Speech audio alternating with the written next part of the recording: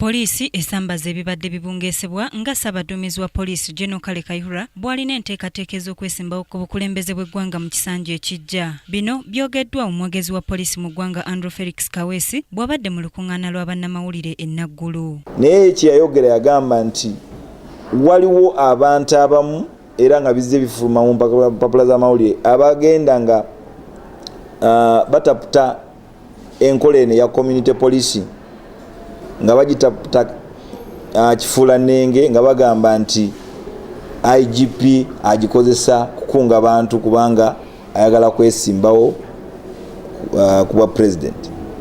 Naye tagambangako nti ba member wa parliament be bakola kino. Kaweesi agamba nti abagamba nti Ssaabaduumizi wa poliisi okwenyigira mu mirimu gya poliisi n'omuntu wa bulijjo yeeteekateekera kwesimbawo si kituufu, wabula bo ababyogera baagala kulemya nkolagana ya poliisi n'omuntu wa bulijjo. Kikulu adaga nti abantu abakikola baagala kulemesa nkola yaffe eno kubanga abamu olw'ebigendererwa byabwe tibandyagadde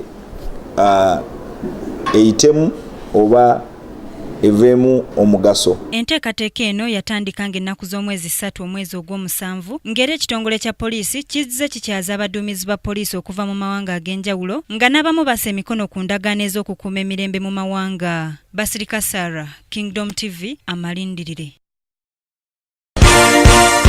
This is Kingdom TV.